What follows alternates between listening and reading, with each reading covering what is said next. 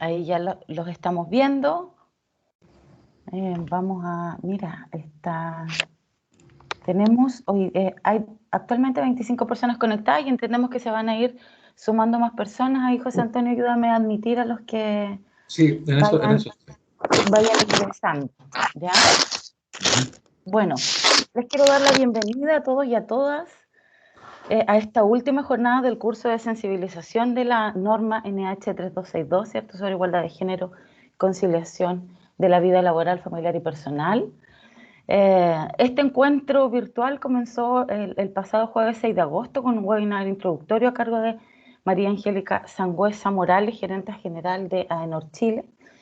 Y estamos muy contentos, no solo porque tuvimos una muy buena convocatoria, la semana pasada llegamos a un pic de 78 personas conectadas, así que hemos tenido una muy buena respuesta por parte no solo de los integrantes de la mesa público-privada de empresas y organizaciones para la igualdad de género, ¿cierto?, que coordina y lleva Cernamec en la región, sino que además estamos contentos por todas las otras personas que han decidido aproximarse a las temáticas de género, de igualdad y de inclusión en sus organizaciones. Para dar comienzo a esta actividad quiero partir saludando a María Angélica Sangüesa, gerente general de AENOR. Hola María Angélica, ¿cómo estás? Hola Nayaret, mucho gusto, muchas gracias y bienvenidos a todos y a todas a esta nueva actividad, ¿no?, que va a estar muy entretenida, eso esperamos, estamos seguras que así va a ser, donde ya vamos a entrar en aspectos un poquito más técnicos, vamos a hacer un doble clic respecto a los temas que estuvimos hablando la semana pasada. Así que todos y todas muy bienvenidos y bienvenidas. Gracias, María Angélica. Bueno, queremos saludar también a nuestro aliado y gestor de la actividad, a José Antonio Muñoz, gerente comercial de AENOR, que nos ha acompañado en todo este proceso, así que bienvenido también, José Antonio. Muchas gracias, Nayaret. Bienvenidos a todos y a todas. Espero que esta actividad sea de mucha utilidad y obviamente les recuerdo que este está enmarcado dentro de todo lo que es un ciclo y además que está incorporado tanto como el webinar original, como estos cursos y este taller de género que va a ser dictado por Natalie Catalán y un taller de requisitos normativos dictado por Belén Jara el día de hoy, y además de la actividad que vamos a realizar en la plataforma Moodle. Así que finalizando la actividad yo les voy a hacer ese recordatorio, les voy a enviar el link para aquellos que no tengan clave o no han podido ingresar, para que puedan completar la actividad, para después obviamente preparar los certificados y hacérselos llegar hoy día de manera digital. Cuando se pueda haremos alguna entrega presencial. Ya, Muchas gracias. Gracias a ti, José Antonio. Esa segunda parte te la vamos a cobrar, ¿eh? La de la presencial. Necesitamos vernos. Ya llegará el momento Bueno, en que podamos juntarnos por último con mascarillas, con todo, pero no importa, ahí te entregué presencial para la foto. sí. Bueno, queremos saludar también a Natalie Catalán, expositora del taller de género del día de hoy. Ella es socióloga y especialista en género y conciliación. ¿Estás por ahí, Natalie? Sí. Y también sin micrófono, Natalie. Ahí. Sí, ya estoy activando el micrófono. Sí, buen día, ¿me escuchan? Sí. Sí, escuchamos. Sí, bueno, buen día a todas y a todos. Y bueno, sí, espero tal como ustedes que hoy día también la pasen bien. En general, como que las actividades que hago de capacitación son más bien tipo conversatorio.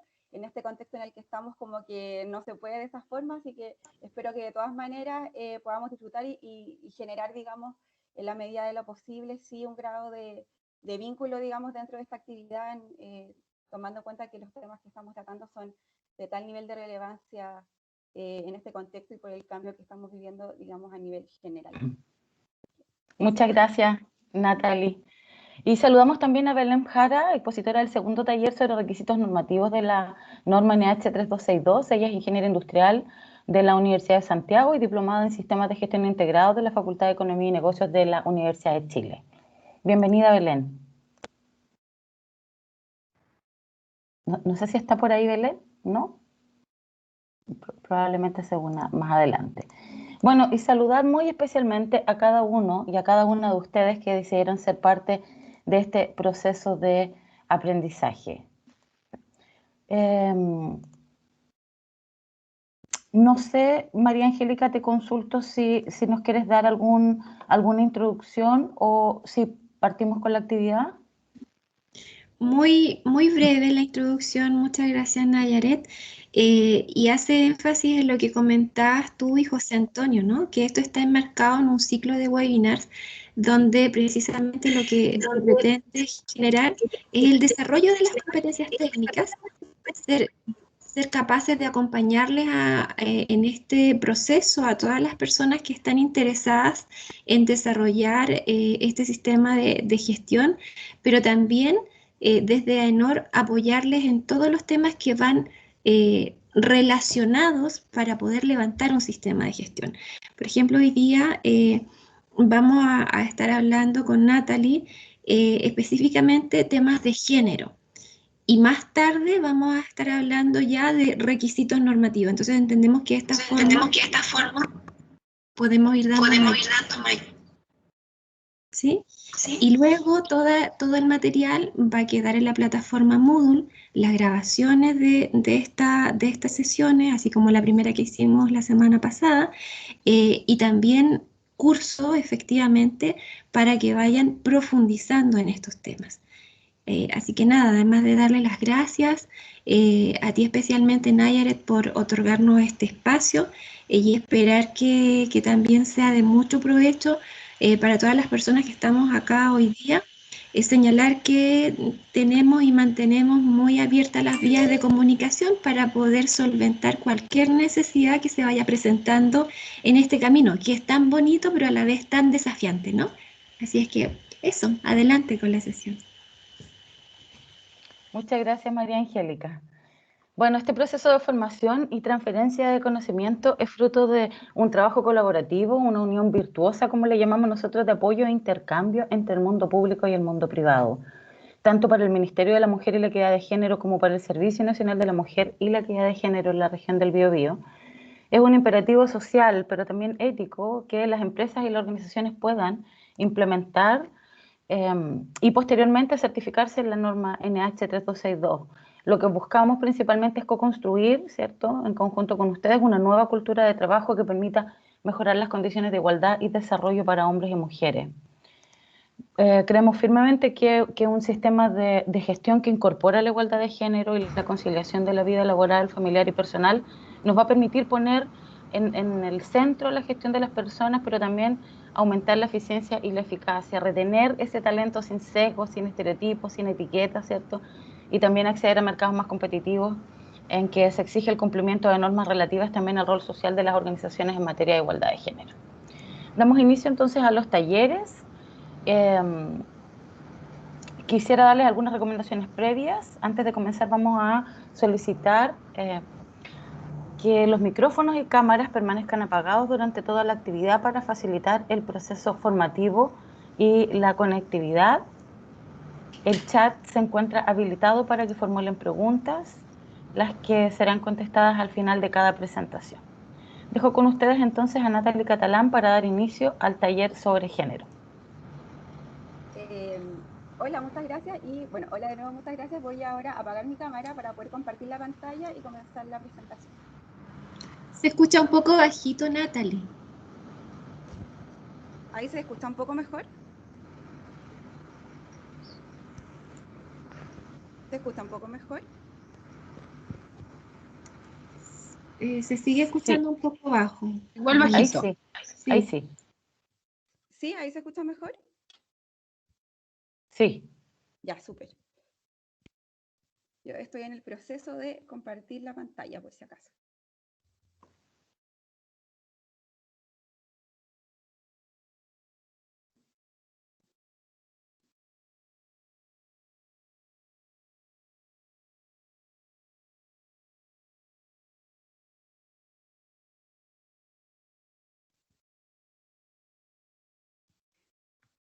¿Ven la pantalla?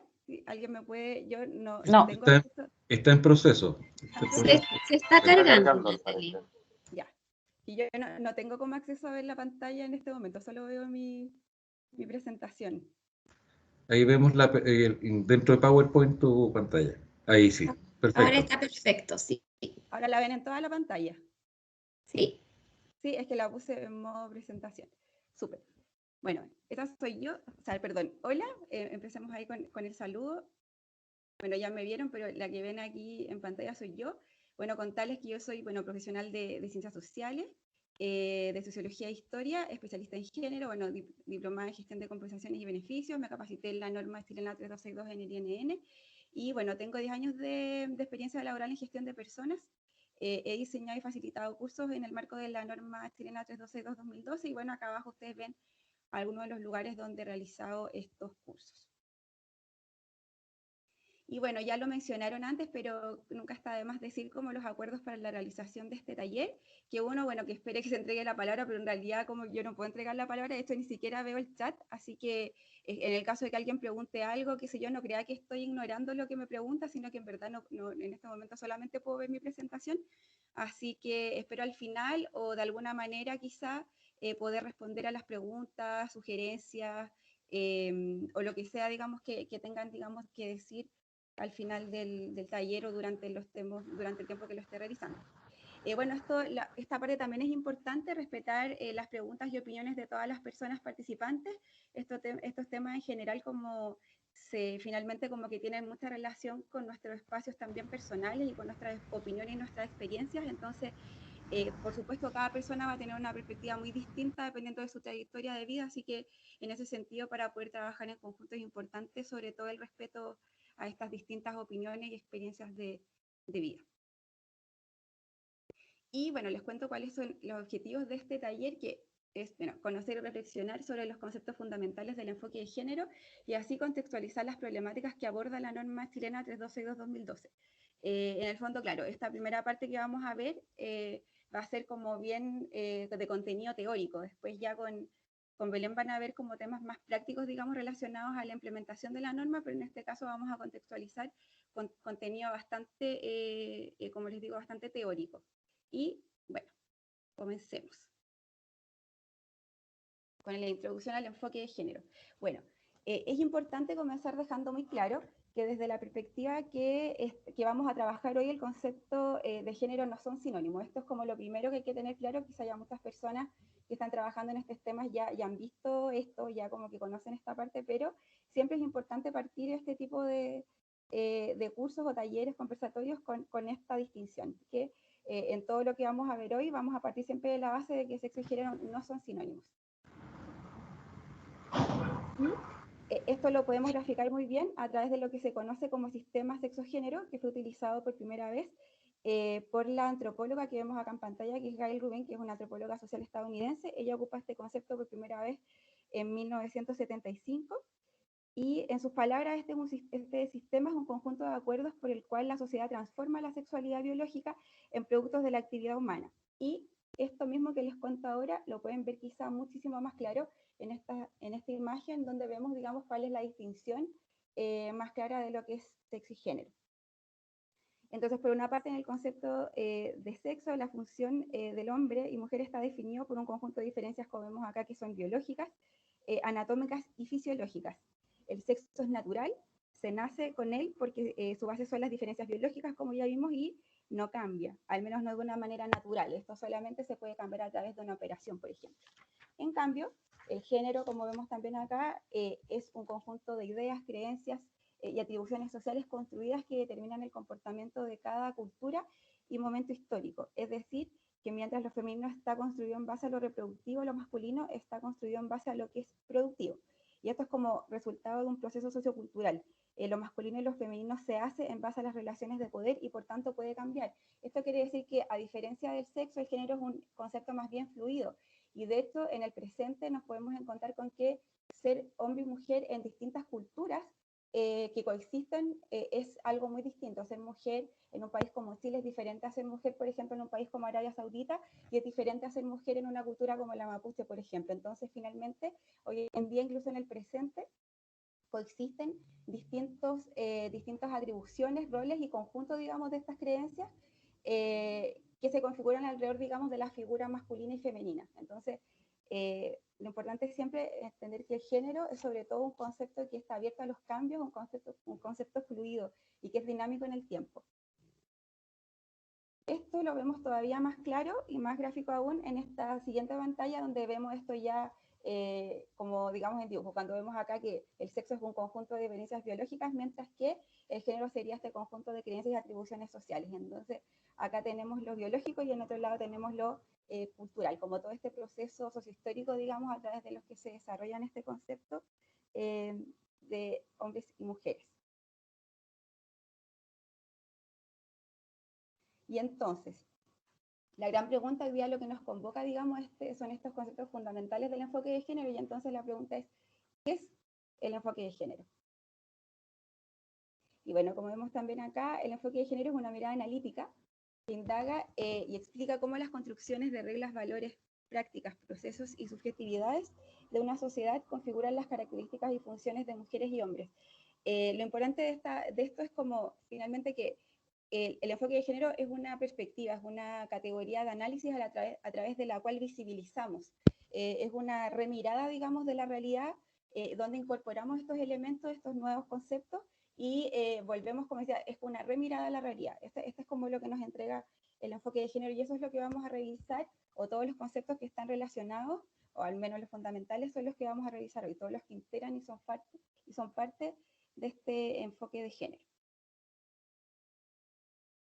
Y esto es muy importante también para poder darle cuerpo, perspectiva, y también darle como poder entender de dónde nace, de dónde vienen estos conceptos de género.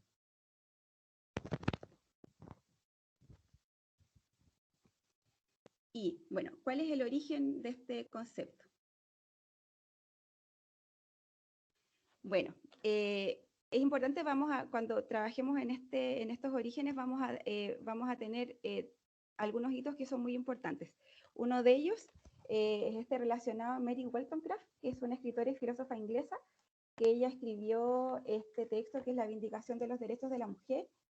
Ella, ella nació en el año 1759, este texto es del año 1792.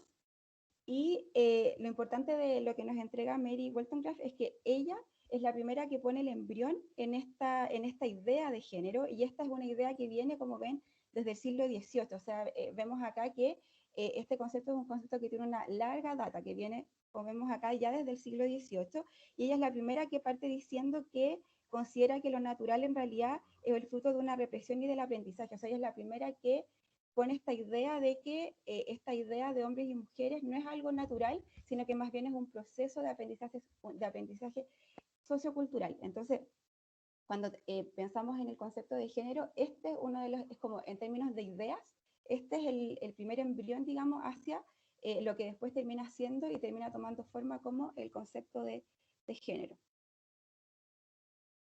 Y después ya nos saltamos una gran cantidad de tiempo en la historia y nos encontramos con esta frase que probablemente algunas de las personas que forman parte del curso ya la conozcan, que es: no se nace mujer, se llega a serlo. Esta es una frase que marca, digamos, un puntapié inicial al desarrollo del trabajo como de teoría de género, y que además de alguna manera les llena de energía y renueva todos los movimientos feministas que se estaba gestando en el mundo. Entonces, esta frase es como de alguna manera marca un antes y un después. Por una parte, un antes y un después en este desarrollo, digamos, en las teorías de género, y también en todo el movimiento feminista, que ya lo vamos a ir relacionando con los temas que vamos a ir viendo después durante el curso. Así que esta frase es clave, digamos, para todo lo que estamos viendo hoy, en términos de ideas. Y esta frase es de Simone de Beauvoir, que es una filósofa francesa, y esta frase forma parte de su texto, que es El segundo sexo, que lo escribe en 1949. Y como les digo, esto es icónico, como que esta frase es icónica, porque es la que le va, después de lo que ya vimos que de Mary Wollstonecraft, es la que le empieza a dar también, y le empieza a dar cuerpo a este concepto de género. Ahora es importante que Simone de Beauvoir nunca habla del concepto de género en sí mismo, nunca ocupa la palabra. En el fondo, lo que ella empieza a generar, al igual que Mary Wollstonecraft, es una idea, es lo que le va generando como la fuerza argumentativa a lo que posteriormente se conocería como género y teoría de género, pero ella todavía no ocupa en sí misma la palabra género.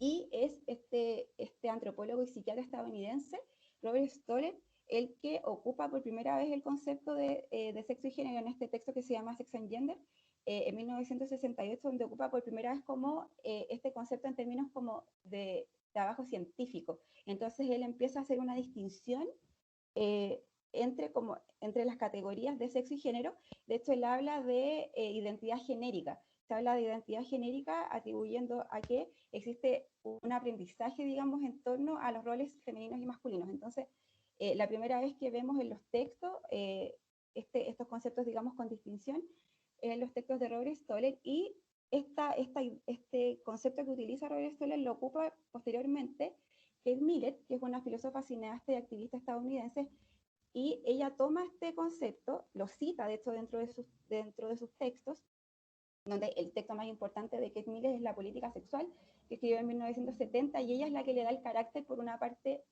político al concepto de género, y posteriormente también le da este carácter como más bien feminista al concepto. Entonces, finalmente es Kate Millett la que introduce este concepto y lo problematiza, digamos, en términos más bien políticos.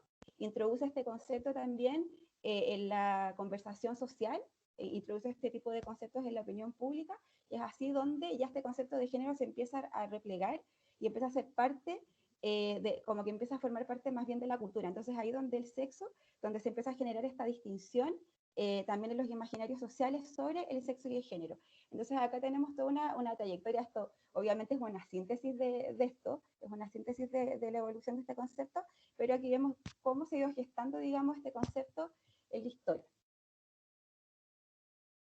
Y justamente como les comentaba acá con Kate Millett, empezamos como que introducimos, digamos, el concepto como de feminismo dentro de esta presentación, porque es muy importante tener en cuenta cuando estemos viendo estos temas y cuando los vean después en general, es que la teoría de género es teoría feminista. Entonces, para poder estudiarla y estudiar este tipo de temas, lo primero que hay que hacer, una de las primeras cosas en las que hay que trabajar, es en todos los mitos que hay alrededor de este concepto, porque sabemos que el concepto y el feminismo en general, el movimiento feminista, es un movimiento que genera mucha controversia, genera mucha resistencia también por parte de algunas personas, porque se ha generado un imaginario en torno a esto, que hay una mirada que es más bien separatista, por ejemplo, de los hombres, algunas que como hay una idea de que está en contra de los hombres, o que como que se ubica, digamos, la figura del hombre como siempre como un victimario.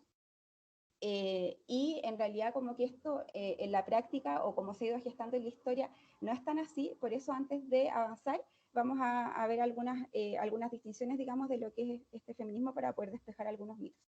Bueno, lo primero es que el feminismo es un conjunto heterogéneo de movimientos sociales que tiene como eje central la lucha de los derechos de la mujer y la mejora de sus condiciones dentro de la sociedad. Su vertiente intelectual es la teoría feminista, que ha desembocado en los llamados estudios de género y teoría de género. Entonces, como les decía antes, estos estudios y teoría de género, que es todo lo que le da base, digamos, a lo que se trabaja hoy en día en temáticas de género, es finalmente teoría feminista. Y esto es un conjunto heterogéneo de movimientos sociales. Esto quiere decir que no hay todavía una línea, además de mejorar, digamos, las condiciones al interior de la sociedad dentro de la mujer. No existe una línea, por ejemplo, separatista dentro del feminismo que genere un mandato donde todas las mujeres tengan que estar en contra de los hombres, aquellas mujeres que se dicen feministas, sino que esto en realidad es un movimiento bastante heterogéneo, hasta un poco disperso en algunos, en ciertas premisas que lo van conformando. Así que lo primero que hay que entender, como les digo, es que el feminismo es un conjunto heterogéneo de movimientos sociales. Segundo, la historia del origen del pensamiento feminista tiene más de 2 siglos, y sus momentos de intensificación y movilización social se conocen como las olas feministas. Hoy estamos en medio de lo que se conoce como la cuarta ola. Esto, bueno, ya lo vimos cuando hemos conocido, digamos, el origen de cómo se iba gestando y donde partió el embrión, digamos, de estos pensamientos de teoría feminista que parten desde el siglo XVIII. Entonces vemos que esto tiene una larga data, no es que ahora que en el fondo se ha hecho más socialmente más conocido, sobre todo porque las redes sociales y todo el contexto tecnológico nos ha permitido como conocer mucho más, como que estar mucho más atentos, digamos, a los movimientos sociales y sobre todo esto a la globalización de los movimientos sociales, pero lo cierto es que este movimiento ha tenido una larga data de más de 2 siglos. Y esta última distinción, que también es clave, que no se puede hablar de un solo feminismo. Ya vimos antes que esto es un movimiento heterogéneo. un conjunto heterogéneo de movimientos. Porque existen diversos. Hay algunas posturas que son separatistas, que lo vimos de los hombres, pero en general no es así. Lo que busca es la igualdad de derechos y condiciones para todas las personas. Además, para alcanzar el equilibrio y bienestar de la sociedad en general, es necesario visibilizar exigencias sociales históricas tanto de mujeres como de hombres. Y ahí esa palabra es muy importante, visibilizar. Lo que busca este enfoque de género, como vimos antes, como lo que es este enfoque de género que estamos viendo hoy, es precisamente visibilizar. A través de esta categoría de análisis y de introducir distintos conceptos, es poder visibilizar y ver nuevamente la realidad desde esta perspectiva. Y para esto lo que buscamos es conocer más a fondo las experiencias históricas y las experiencias sociales, tanto de hombres como de mujeres. Esto quiere decir que, así como el rol de la mujer ha tenido una experiencia histórica, también los hombres la tienen y se está trabajando intensamente en eso porque se ha hablado mucho a través de este tema que quizá algunas personas de las que están escuchando ya lo conocen, que es el estudio de las masculinidades. Entonces, hoy en día se está trabajando fuertemente, disculpen, en visibilizar también este otro desconocido de la sociedad que es el hombre. Natalie, ¿Sí? disculpa, queríamos pedirte un favor. Lo que pasa es Sí. que Sí. queríamos pedirte si puedes ir un poquito más lento por la importancia del contenido. Estamos todas muy concentrados oyéndote, escuchándote, atentos a las láminas. Entonces queríamos pedirte si puedes ir solo un poquito más lento, porque ahí me están avisando por interno. ¿Te parece? ¿Se puede? Sí. Sí, perdón, lo que pasa es que estoy como súper atenta también al tiempo, entonces por eso estoy como tratando de avanzar para que se pueda ver toda la presentación, pero voy a tratar de irlo más lento. Y bueno, aprovecho de contarles que yo personalmente tengo un problema de respiración, entonces por eso también a veces hablo un poco más rápido. Así que voy a tratar de ir haciéndolo más despacio. Gracias, Bueno, Natalie. entonces, bueno, como les comentaba, es muy importante entonces tener como estos tres elementos en cuenta, donde vemos que, por una parte, el feminismo tiene este es un conjunto heterogéneo, digamos, de movimientos sociales, que tiene ya más de 2 siglos de historia y que no podemos hablar de uno solo. Entonces, cuando vamos generando, digamos, la opinión pública en torno a esto, como estos imaginarios sociales, en realidad tenemos que tener siempre en cuenta que hablamos de distintos, o sea, no de distintos movimientos, pero como decía tal cual, de movimientos heterogéneos y que no hay una línea, como decía, separatista respecto a este tema. Y para eso, para poder profundizar un poquito en esto, vamos a hacer un breve repaso por la historia del feminismo. Quiero que en esta parte no se asusten, voy a tratar de ir lento como me pidieron, pero no vamos a entrar en lo profundo, digamos, de cada una de estas olas feministas, sino que más bien vamos a hacer un repaso breve, como global, de cada una de estas etapas, de estas olas feministas, para que ustedes como que vayan entendiendo cómo se dio, cómo se fue gestando, digamos, todo este movimiento a lo largo de la historia. Y otra distinción que quisiera hacer en el caso de que alguna persona le interese o ya haya estudiado estos temas, es que acá, por ejemplo, como que en el cuadro que ven está la Ilustración francesa y después viene la primera ola. En algunos textos, la primera ola es la ola precisamente de la Revolución Francesa, y la ola de las sufragistas es la segunda, y después feminismo liberal y radical es la tercera. Entonces, en realidad, eso es solamente como un tema de conceptos, como que en el fondo lo que hay detrás y lo que hay como en concepto global es lo mismo, solo que lo que cambia es poner primera ola, segunda ola, pero en realidad en términos generales es lo mismo. Así que solamente se van a encontrar con esa diferencia, pero eso no va a generar como, no va a cambiar, digamos, como el repaso histórico, sino que solamente es un cambio de nombre, como en el caso de que lo lean distinto en otra parte. Y empezamos entonces con la Ilustración y la Revolución Francesa. Como ya vimos antes, vimos que desde Mary Wollstonecraft parte, digamos, parte este embrión, digamos, del pensamiento feminista. Y hay otra figura muy importante que es Olympe. De hecho, puse acá una, no sé si lo escuchan. Olympe de Gouges. que Google lo pronuncia mejor que yo, lo voy a poner de nuevo. Olympe de Gouges. Que es Olympe de Gouges, que ella es una revolucionaria, una activista, digamos, de la Revolución Francesa. El rol de las mujeres fue muy importante, fueron muy activas en el proceso de la revolución, pero en el momento que se gestó, que fue la toma de la Bastilla, y que se dio, digamos, y estalló la revolución, lo cierto es que toda esta participación de las mujeres retrocedió, y de esto recordarán que existe esta Declaración de los Derechos del Hombre y el Ciudadano, que se hizo esta declaración en 1789, pero esta declaración no incluía, digamos, los derechos de las mujeres, y por eso Olympe de Gaudiès, y les pido disculpas por mi pronunciación, ella escribió un texto que se llama La Declaración de los Derechos de la Mujer y la Ciudadana. Es porque, como les decía, las mujeres participaron activamente. Finalmente, cuando estalló la revolución, retrocedieron, y todo lo contrario, como que hubo una contracción, digamos, en los derechos de las mujeres en la sociedad. Y muchas de las mujeres, incluida de hecho Olympe de Gaudiès, fue guillotinada. La mayoría de las activistas que en ese momento estaban luchando y querían que estuvieran a la par, digamos, los derechos de los hombres y las mujeres, fueron finalmente sentenciadas a muerte. Y esto termina cerrándose, digamos, con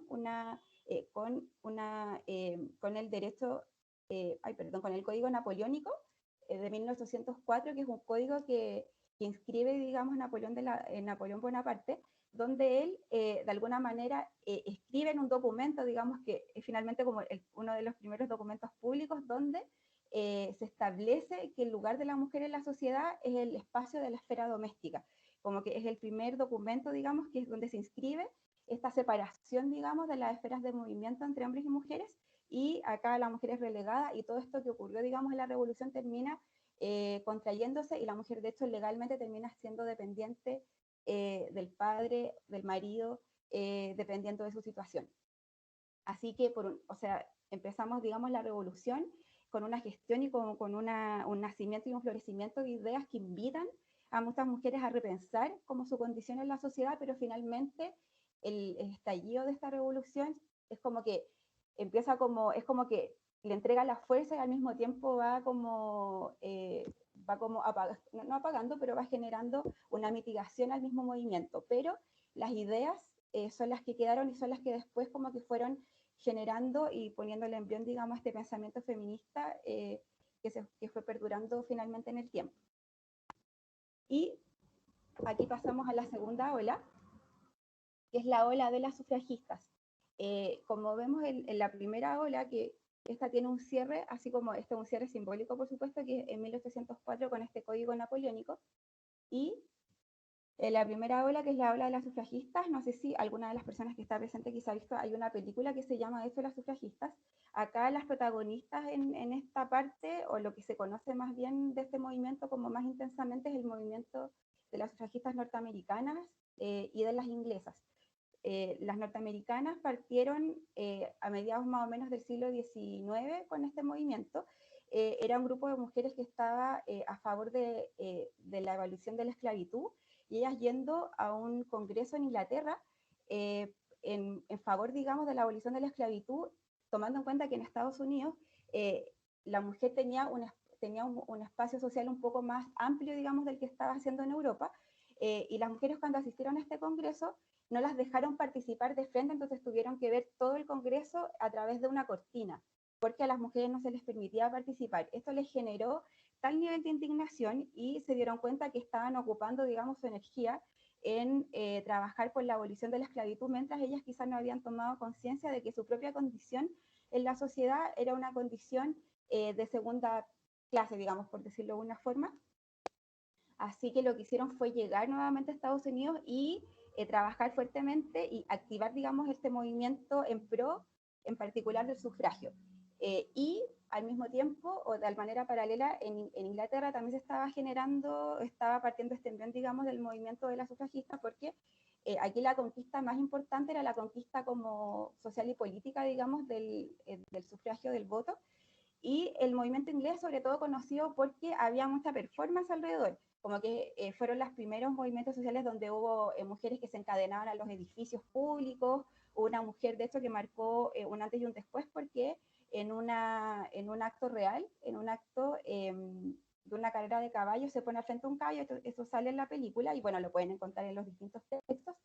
Y el caballo la atropella, muere, y eso se toma, digamos, como que genera un antes y un después, digamos, en este movimiento. Finalmente, como que la consecución del voto para las norteamericanas en el año 1920 y para Inglaterra en 1928. Si vemos esto, partió la lucha, digamos, por el sufragio parte en el siglo XIX, pero termina conquistándose a inicios del siglo XX. Y podríamos pensar que, o sea, efectivamente fue gracias al movimiento que hicieron las mujeres, como a toda la demanda social que pusieron en la agenda y en la naciente opinión pública de principios del siglo XX.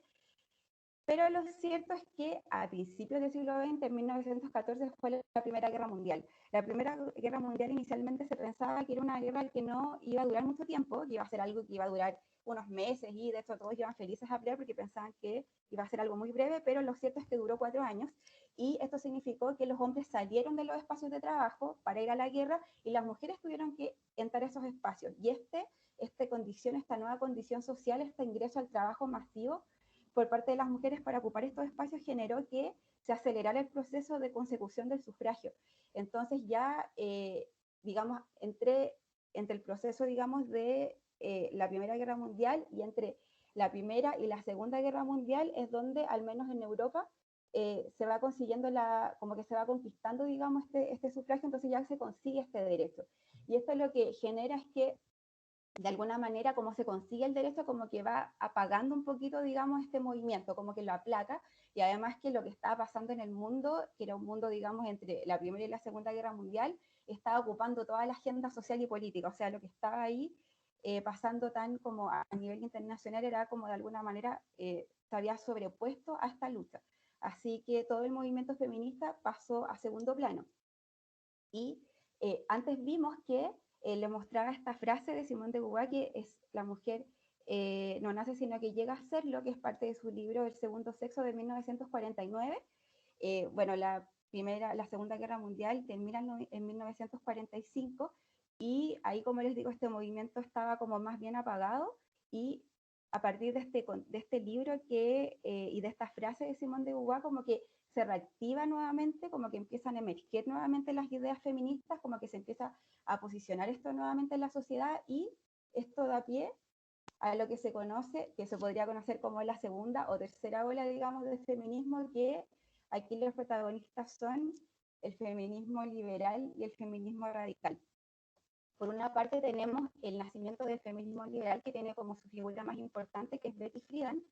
Ella escribe un texto que se llama La mística de la feminidad en 1963. De hecho, el feminismo liberal es el que tiene más protagonismo y tiene fuerza, nace con fuerza en la década de los 60, y es a partir de este movimiento y de estas ideas que va gestando Betty Friedan que se genera una organización que se llama NOW, que es una organización nacional de mujeres. Hoy en día esta organización es una de las agrupaciones feministas más poderosas del mundo, que se conoce y tiene las ideas del feminismo liberal.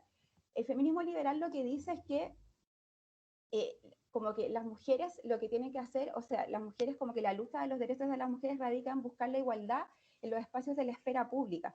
Esto quiere decir en las posiciones de poder, en los espacios de trabajo, como que en estos lugares que la mujer de alguna manera vaya equiparando y generando equilibrio con los hombres en todos estos espacios. Porque este texto, que es La mística de la feminidad, lo que tiene como base es lo que llama Betty Friedan, es como lo que no tiene nombre, que esto que no tiene nombre eran un montón de síntomas y de vivencias que estaban teniendo las mujeres, donde a pesar de que aparentaban tener una vida que correspondía con las exigencias sociales, eran mujeres que estaban cayendo en depresión, que estaban cayendo en drogadicción, por ejemplo, que estaban cayendo en trastornos psicológicos porque la vida como que no les generaba satisfacción. Hay un imaginario, no sé si alguna de las personas que ha visto como estas películas de Estados Unidos de los años 50, que esta serie, La Hechizada, digamos, como que podría representar un imaginario sobre estas cocinas, digamos, y estas mujeres con vestidos como en forma de plato, donde se ve, digamos, hay una aparente familia feliz, pero que en realidad, dada esta condición de la mujer, lo que iba generando era esta condición y este sofocamiento social, este rol, digamos, relegado a la esfera doméstica. Por eso, el feminismo radical lo que busca, digamos, que la mujer salga de esta esfera doméstica y que ocupe y participe en los espacios de poder, como digo, y de trabajo con los hombres. Y ya en los años 70 aparece fuertemente el feminismo radical, que es una idea distinta, casi completamente distinta, digamos, al feminismo liberal. Una de las principales precursoras, digamos, de las principales figuras del feminismo radical es Kate Millett, que la vimos al principio. Voy a retroceder un poquito para que la puedan ver de nuevo. Es Kate Millett, que, bueno, esta filósofa, cineasta y activista estadounidense, que escribe este texto que es La política sexual en 1970. De hecho, este texto es un texto inaugural de esta ola, digamos, de feminismo, que es el feminismo radical.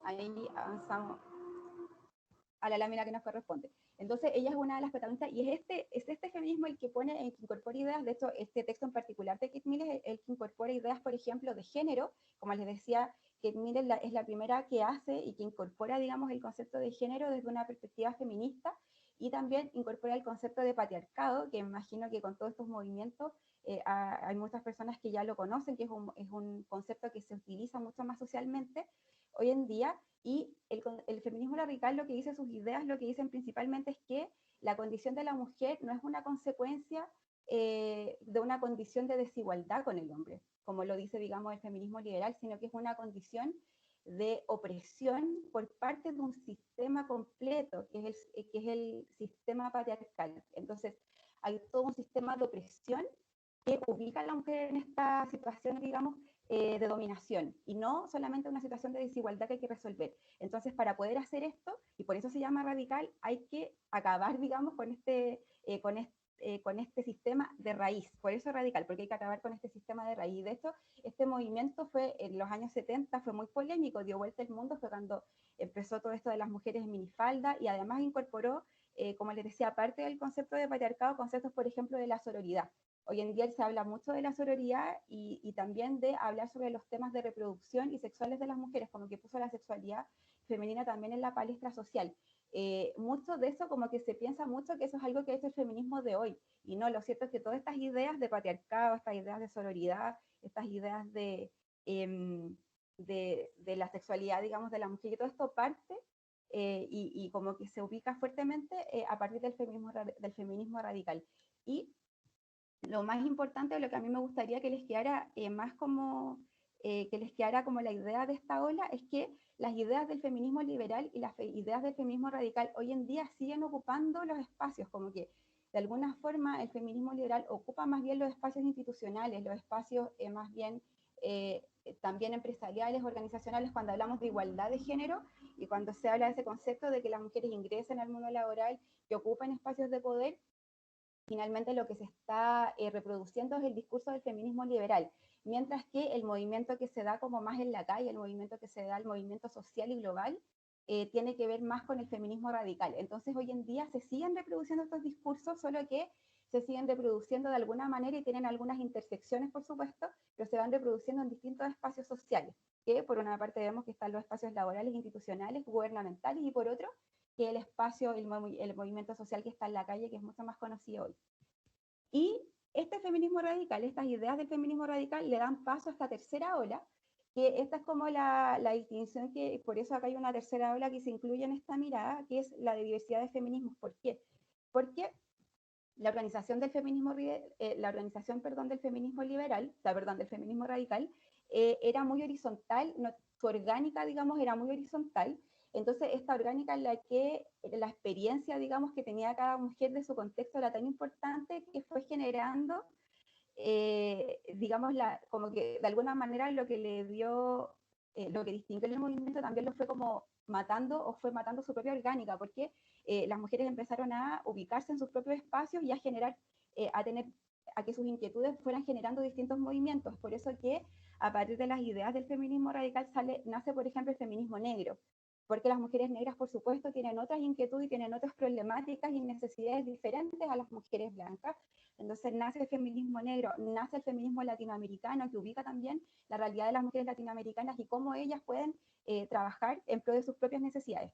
Y también, bueno, y también está el feminismo de la diferencia, y por otra parte también está el ecofeminismo, que también es un feminismo que nace más o menos en este contexto, que se conoce como este feminismo que tiene intersecciones con el movimiento más medioambiental, que también hoy en día está en boga muy fuertemente. Entonces, nacen, digamos, a partir de todas estas ideas del feminismo radical y nacen en el mundo, y por eso hablamos de un grupo diverso y heterogéneo de movimientos sociales, porque finalmente se empiezan a tomar, como que los movimientos empiezan a tomar la medida también de las mujeres de sus propias necesidades. Así que ahí tenemos una explosión, digamos, de diversos tipos de feminismos, que esto ocurre principalmente como entre los años 80, así como para que nos ubiquemos como temporalmente. Y nos encontramos con esta última ola, que es la que estamos viviendo, que aquí yo le puse como ola ni una menos, pero que tiene como principal distinción esta, como la importancia que tienen en esto las redes sociales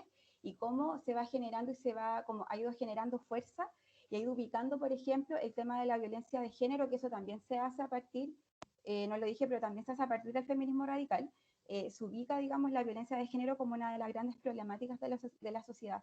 Y es aquí donde el movimiento social y global empieza a tener mucha fuerza. Bueno, hoy en día como que esto tiene como que ha tenido mucho espacio, digamos, en la opinión pública por estos casos terribles que estamos viviendo, como el caso de Antonia y el caso de Ámbar. Y esto, desde este movimiento que ni una menos, es una campaña que nace desde Argentina por un caso de femicidio allá, y de ahí en adelante empiezan a salir el Me Too, por ejemplo, y como que empiezan a replegarse, digamos, todos estos movimientos que empiezan a generar fuerza y que tienen al 8M, por ejemplo, ubicado como de los movimientos sociales con mayor intensidad dentro de los movimientos y cambios sociales que estamos viviendo hoy. Así que esto es como un repaso, como les decía, para que ustedes conocieran cuál ha sido el paso y lo importante también que tiene el movimiento feminista con la teoría de género, porque todo lo que vamos a ver hoy en día, y casi todas como los textos que respaldan y que le dan cuerpo, digamos, a la teoría feminista, o sea, perdón, a la teoría de género, es precisamente teoría feminista. Ahora, solo antes de seguir a la siguiente parte, voy a hacer otra distinción, que el feminismo radical lo que hace, como decía, es hablar de patriarcado y de buscar, como que el concepto de género lo que hace es justamente tratar de desmitificar esta idea de que mujeres y hombres somos, como que todo esto son construcciones sociales, entonces de alguna manera intenta desmitificar esta diferencia, como que esta diferencia es más bien como social. Pero en Francia, por ejemplo, está este feminismo de la diferencia, que al igual que el ecofeminismo, por ejemplo, sí creen que es a partir de la diferencia de las mujeres, de estas diferencias biológicas de las mujeres, donde precisamente está su principal fuerza de reivindicación. Entonces, por una parte tenemos este feminismo que se relaciona con el concepto de género, diciendo que hay que terminar, digamos, con él, que hay que abolirlo, pero por otro lado tenemos otros movimientos feministas que lo que dicen es ocupar, que es todo lo contrario, es como ocupar esta diferencia biológica, hacerla más patente todavía y decir que esta construcción que se ha hecho en torno a la mujer no ha sido tal, entonces como que las mujeres tienen que construirse a sí mismas de nuevo, como tienen que construirse a través de su propia mirada y ubicar ahí su rol, como que, pero siempre a partir del hecho, como del el hecho de ser mujer, no así el feminismo radical, que espero que se haya entendido un poco, pero era como para hacer estas distinciones que hay como de cómo se van relacionando, cómo se va relacionando también el feminismo con la teoría de género. Y vamos a pasar una breve actividad para poder pasar, digamos, esta parte que era un poquito más densa, que es una parte bien teórica, que son unas frases que, bueno, lamentablemente yo no puedo ver la pantalla, así que quizás ustedes las van a poder ir viendo en el chat, pero la pregunta aquí es qué tan de acuerdo están con estas frases, con las siguientes frases. Natalie, ¿Sí? es José Antonio por acá. Vamos a pegar un link en el chat para que todos los participantes puedan responder esta encuesta. Este es un formulario y yo después te comento los resultados. Súper, súper. Muchas gracias.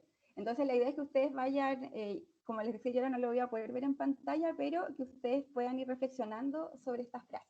Y vamos con la primera, que es, bueno, ser dueña de casa es tan satisfactorio como trabajar por un sueldo. Acá, bueno, el muy de acuerdo, el muy en desacuerdo es el 1 y el muy de acuerdo es el 5. Aquí para que tengan unos segunditos para pensar en estas frases. Ser dueña de casa es tan satisfactorio como trabajar por un sueldo.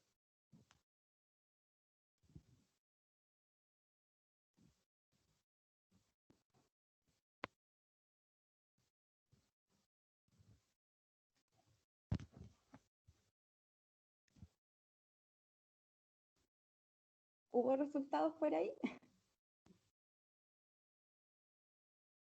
Sí, la tendencia es el 3. Mira, la tendencia 3. Bien equilibrado. Vamos a la siguiente frase. Los hombres son cuidadores buenos y confiables. Vamos a esperar aquí. Sí, sí, sí. A ver qué dice. Los hombres son buenos cuidadores y confiables.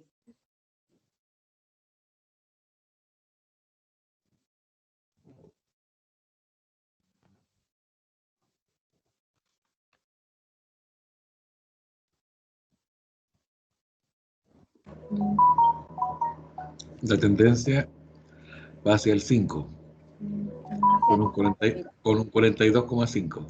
mira, muy bien. Pero Vamos a está en evolución. están- Vamos a la siguiente frase. La familia se descuida si la mujer tiene un trabajo de tiempo completo.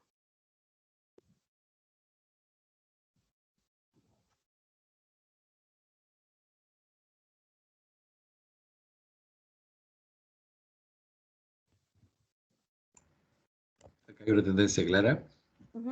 al 1. Totalmente de desacuerdo. Está en total desacuerdo, muy bien. No, o sea, el 1 que no se descuida en ese sentido. No se descuida, claro.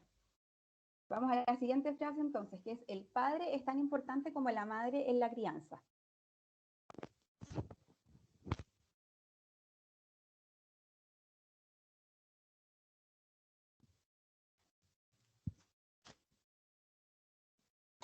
Tendencia clarísima hacia la opción número 5. Sí, Muy totalmente bien. de acuerdo.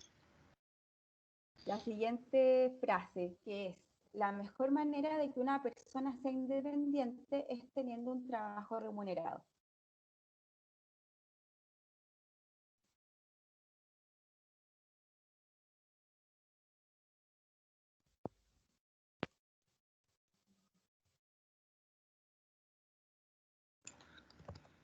Tendencia de un 53,7% en la opción 5. Muy bien. Bueno, lo importante de estas frases, bueno, es, digamos, ocupar sus reflexiones para nuestro siguiente ítem, que es sesgos inconscientes y estereotipos. Bueno, como ya vimos esta estructura del sistema de sexo-género que revisamos, la construcción de lo femenino y lo masculino va generando sesgos inconscientes.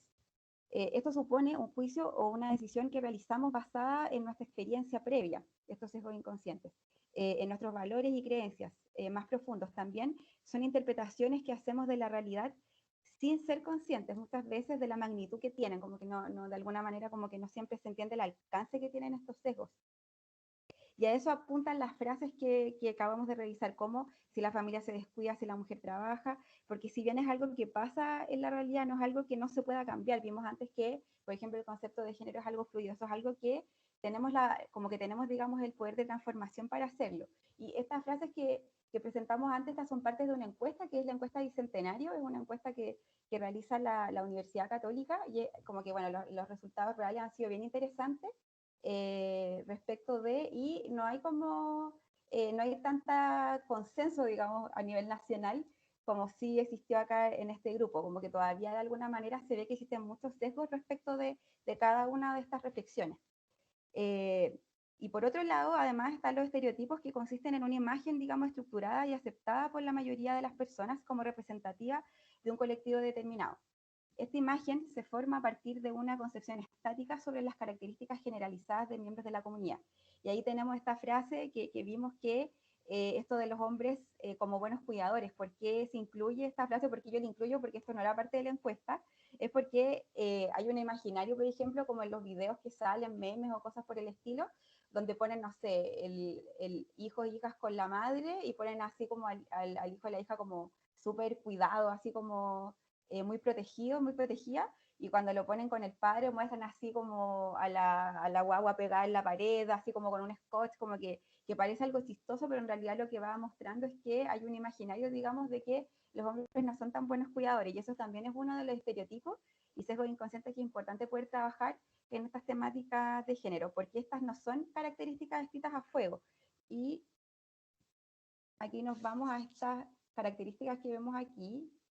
Y bueno, esto que el hombre es racional, fuerte, dominante, valiente, independiente, audaz, rudo, competitivo y líder, mientras que la mujer sería sentimental, dependiente, retratada, frágil, sumisa, tierna, sensible y que tiene habilidades blandas. Esto claramente no son características como necesariamente reales ni de mujeres ni de hombres. Esto, las imágenes que yo puse acá son como súper caricaturescas, digamos, porque esto más bien como que más que hablar de personas reales, habla de caricaturas, porque en la práctica las personas, mujeres y hombres, como que tienen distintas características y pueden tener una de un grupo y una de otra, como que esto sobre todo como que va generando una caricatura, pero el problema el problema como más importante de estos sesgos es cuando pueden limitar el desarrollo, porque cuando le vamos generando, digamos, vamos incorporando ay, no se pone la pantalla, y ahí sí, se pegó un poco, cuando vamos generando y vamos mostrando, digamos, estas caricaturas o estos imaginarios, se vuelve peligroso cuando le pintamos el mundo así a niñas y niños, por ejemplo. Porque el problema de estos sesgos y estereotipos es que pueden limitar el desarrollo personal, causar frustración, porque generan imaginarios y expectativas sobre cómo mujeres y hombres deben ser, pensar, incluso los gestos que deben tener. Como vemos esto que la mujer es recatada, frágil, esta idea.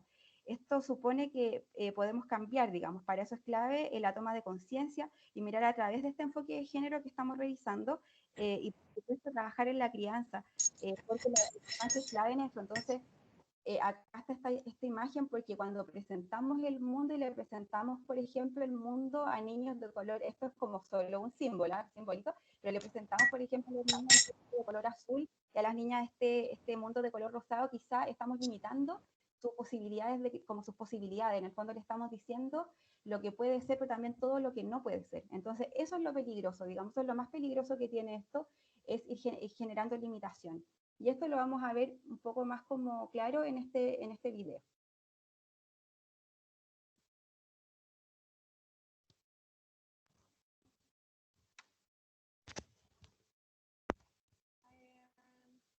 Hi. Okay, so I'm going to just give you some actions to do, and show me what it looks like to run like a girl.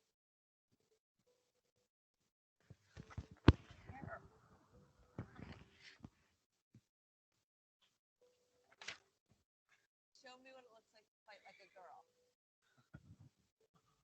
Se ve un poquito, se ve cortado, Natalie, pero nos puedes también tú ir relatando de qué se trata un poco, porque algunos que hemos visto este video entendemos que les hacen esta pregunta a los jóvenes, a las personas sobre qué significa o cómo corre, cómo se mueve una mujer. Pero se ve, en la pantalla no se ve tal cual. Se ve, pero se ve cortado. No sé si es mi caso o también les pasa a otros. Es que el ancho de banda no alcanza, entonces se ve exactamente como imágenes cortadas y no se escucha. Ah, pucha. Bueno, claro, este video lo que va mostrando habla de esta idea de, como toda esta idea que es de ser niñita, como que habla de todo lo que va generando en la construcción, digamos, de la identidad, sobre todo en este caso de las niñas, cuando utilizamos esta idea de ser niñita como un insulto, como cuando se volvió ser niña un insulto. Entonces, muy bonito, bueno, ustedes pues van a poder tener la presentación así que van a poder ver el video bien, bueno, este video es del 2015, así que hay muchas personas que ya lo conocen, pero ahí lo van a poder ver que yo lo encuentro muy bonito y además que grafica muy bien sobre todo esto que se dice mucho, no sé, niñita que se dicen tanto a veces como hombres y mujeres. Todo lo que puede generar a una niña, efectivamente cuando está entre, no sé, los 10 y los 12 años le dicen que ser niñita es algo malo y va generando inseguridades, digamos, en toda su, puede acumulando y generando inseguridades que pueden tener impacto, digamos, en toda su trayectoria de vida. Así que eso es puede ser muy peligroso, como que eso es lo importante, digamos, y pucha, que fome que no hayan podido ver el video, pero eso es lo importante y el mensaje que deja este video, como en qué momento ser niña y en qué momento podemos convertir algo así en un insulto, como que cuando no medimos, digamos, cuáles pueden ser como las consecuencias de nuestras palabras, por ejemplo. Finalmente eso es un bullying, como que es una suerte de bullying estructural generar eso, como decir que algo así es malo.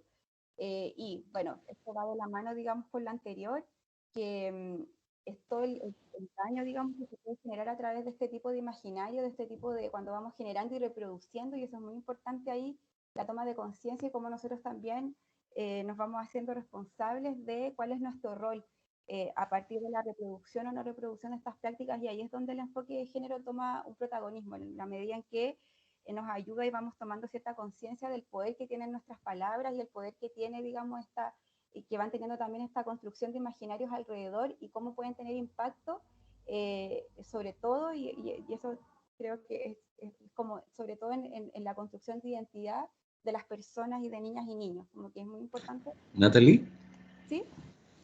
José Antonio por acá. Acabo de compartir el link del video en YouTube. Si les damos unos 3 minutos a los asistentes para que lo puedan ver y así tengan la idea completa. Súper. Yo ahí no hago nada, lo pueden ver ellos. Sí, esperemos unos 3 Ya, minutos, que es lo que dura el video, para que lo puedan ver y ya, reflexionar y luego continuamos. ya, súper, muchas gracias.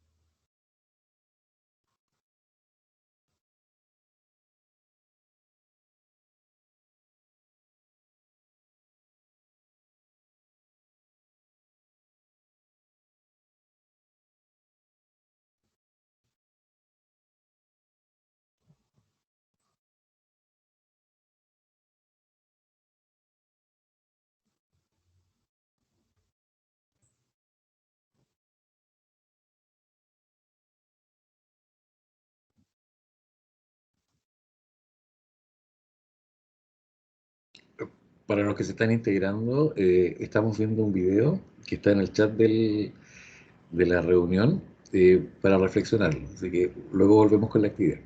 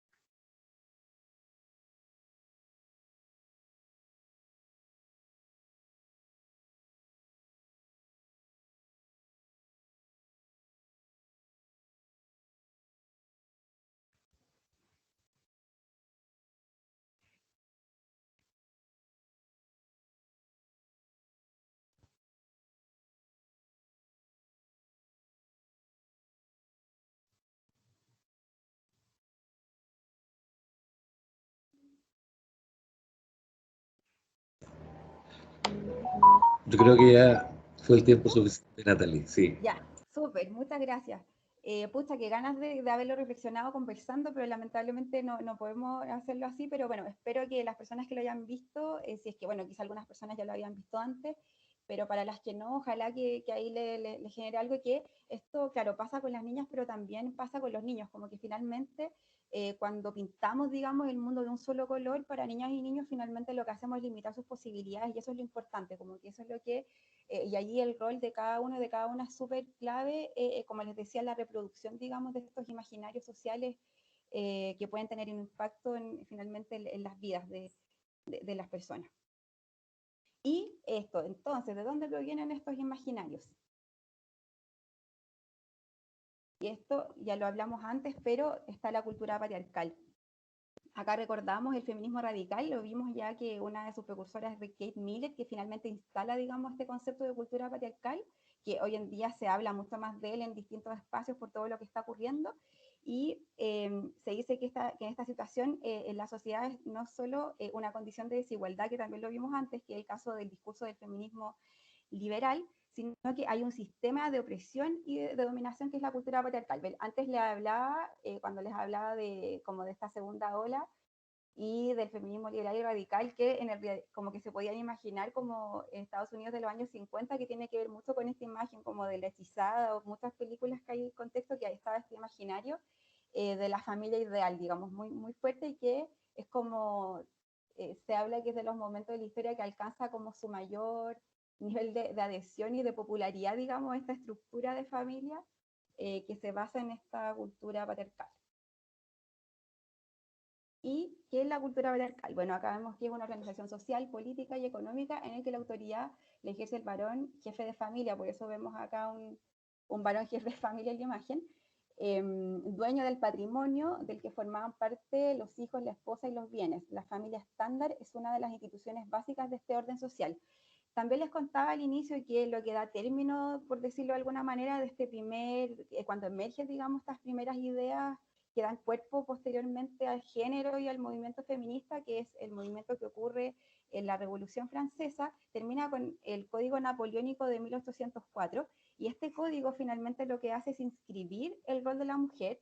La mujer en este contexto fue como que retrocedió un poco en la escala social, si bien ya tenía un rol, digamos, como ya tenía un rol, digamos, más de opresión, pero retrocedió en ciertos espacios que tenía sociales y fue relegada, digamos, a este espacio doméstico. Fue, bueno, también en este espacio donde, como en este contexto histórico en el mundo, donde se empezó a hacer esta separación entre el espacio doméstico y el espacio como de trabajo. Y ahí la mayor expresión, digamos, de este imaginario, de esta idea, es la familia conyugal, que es la que veíamos acá en pantalla, que es este imaginario de familia conyugal. Entonces esto, digamos, como lo que enmarca la idea de familia como patriarcal, digamos, de familia conyugal. Y uno de los conceptos que es parte, digamos, que es una de las expresiones de la cultura patriarcal es el androcentrismo, que es entender, digamos, al hombre como medida de todas las cosas. Por eso está esta imagen que ojalá les sirva, que hay como una persona en el centro, que el mundo se define en masculino y el hombre se atribuye la representación de la humanidad. Desde una perspectiva androcéntrica, los hombres constituyen el sujeto de referencia y las mujeres quedan invisibilizadas y excluidas. Esto lo podemos como ver en un ejemplo, con el imaginario que hay en torno a los ataques al corazón. Cuando uno se imagina que alguien está teniendo un ataque al corazón, lo primero que viene a la cabeza es que hay una presión y dolor en el pecho y en el brazo izquierdo, como que hoy alguien tiene un ataque al corazón. Pero en realidad esos son los síntomas que tendría un hombre con un ataque al corazón, porque los síntomas de una mujer son incomodidad en el cuello, en la mandíbula y dolor abdominal. Entonces, esto, por ejemplo, sería algo androcéntrico porque tenemos la idea de que los síntomas que son de los hombres son universales y en realidad las mujeres tenemos síntomas diferentes en el caso de que estuviéramos sufriendo un ataque al corazón. Otro ejemplo, por ejemplo, del androcentrismo es el lenguaje inclusivo, del que se habla mucho también, que hay mucha resistencia, así como hay resistencia con el feminismo, también hay mucha resistencia con el lenguaje inclusivo, con el tema del todes, que se ha hecho muy popular en términos como sociales, y claro, hay como mucha resistencia con él, pero lo cierto es que el lenguaje, claro, va generando realidad que, en mi opinión, más bien más que generar realidad, lo que hace es generar imaginarios que después nosotros ponemos en práctica y ahí vamos generando realidad, como que son nuestras prácticas las que generan realidad. Por eso es tan importante la toma de conciencia, hacer ese espacio, como esa toma de conciencia entre nuestro imaginario y nuestra práctica. Eso es como muy importante, que nosotros tenemos el poder, digamos, de hacer ese cambio. Entonces el lenguaje inclusivo sí tiene esta posibilidad de visibilizar, como de mostrar, digamos, lo que se esconde, digamos, de estos lenguajes aparentemente universales, pero que en realidad invisibilizan algunos sujetos de la sociedad. Y otra expresión, digamos, de esta cultura patriarcal es lo que se denomina como sexismo, que es la discriminación que se ejerce sobre un individuo por su sexo. Esto quiere decir que la persona es discriminada en cierto ámbito, ya que es considerada que por su sexo, por sus características, resulta inferior al otro. Que esto, puse este ejemplo, que es como la desigualdad de salario, que es como una de las condiciones sexistas más conocidas, pero también puede ser, por ejemplo, antes veíamos en esta frase de si los hombres son buenos cuidadores, o buenos malos cuidadores, como que en el caso, por ejemplo, que un hombre quiera participar o quiera cuidar niños, se quiera dedicar a cuidar niños, por ejemplo, si es que no lo dejan cuidar niños, porque finalmente la figura masculina se asocia inmediatamente a que puede ser un pedófilo, qué sé yo, como que hay un imaginario ahí detrás de eso. Entonces, claro, quizá un hombre puede ser discriminado por el hecho de ser hombre de un tipo de trabajo como ese. Entonces, el sexismo lo pueden vivir en distintas situaciones, tanto mujeres como hombres. Y por último nos encontramos con esto, que finalmente es lo que más, como que es el concepto que coloquialmente más se utiliza respecto de, como de una expresión de cultura patriarcal, que es el machismo. Y este es un conjunto de actitudes, prácticas, creencias y costumbres que sostienen que el hombre es superior. En la práctica se utiliza machismo para referirse a los actos o las palabras con las que normalmente de forma ofensiva o vulgar se muestra el sexismo que subyace en la estructura social. El machismo es finalmente como, es la expresión como que el patriarcado es el sistema y el machismo sería la expresión cotidiana, como que es la expresión cotidiana del sistema, la expresión que está a través de los actos, de las prácticas, de lo que se dice, como que el machismo finalmente es, claro, es finalmente la expresión social de esta cultura, de lo que se denomina cultura patriarcal. Ahora, antes de avanzar es muy importante hacer esta salvedad, que cuando hablamos de todos estos conceptos, lo que estamos queriendo decir no es que los hombres son, digamos, el enemigo es el machismo que habita en hombres, mujeres e instituciones. Si no trabajamos en unidad y respeto, nunca la podremos erradicar. Esto es una frase de Ilusión Viril, que es una organización que está trabajando fuertemente el tema de las masculinidades, que les nombré al inicio. Y claro, cuando hablamos de esta reproducción y cuando hablamos de esta estructura social, no nos referimos necesariamente a los sujetos. Estamos hablando, o bueno, sujetos de las personas, como el sujeto social de la persona, sino que estamos hablando de la sociedad en general, como que hay una estructura en la que todas las personas tenemos responsabilidad de cambiar a través de nuestras prácticas, como les decía. Claro, el lenguaje crea realidad, pero en realidad más bien va creando imaginarios y nosotros podemos cambiar eso a través de nuestras prácticas. Por eso es tan importante todo este proceso de toma de conciencia y también tener esto súper claro, que también veíamos antes con estos mitos que hay alrededor del feminismo, que el feminismo en sí no ubica al hombre como una figura, como un enemigo, sino que son algunas personas que participan de este movimiento, son algunas mujeres las que lo ubican así, pero no es algo general. Acá lo que se busca es el bienestar de todas las personas en general y sobre todo generar una cultura, digamos, en equilibrio que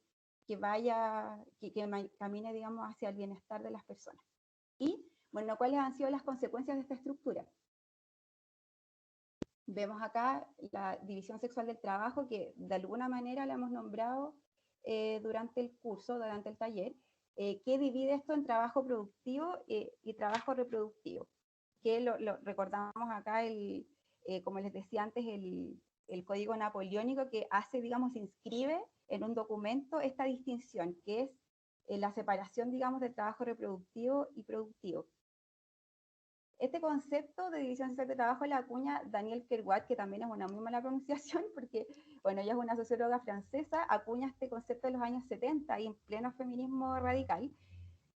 Y ella lo que hace es estudiar la relación social entre los sexos, y lo que descubre, o lo que descubre a través de su investigación, o lo que identifica son dos principios, como que identifica dos principios de esta relación social de los sexos, que uno es el principio de la separación, que es que existen trabajos que son para hombres y trabajos que son para mujeres, y el principio de la jerarquía. Esto quiere decir que hay un trabajo que vale más que otro, hay un trabajo que es superior al otro, entonces en esta relación, digamos, social entre hombres y mujeres, vemos que hay un principio de espacio en el que sus dinámicas y sus vías como que existen, digamos, en espacios distintos de acción, y por otro lado que hay una jerarquía, entonces que uno socialmente es más importante que el otro.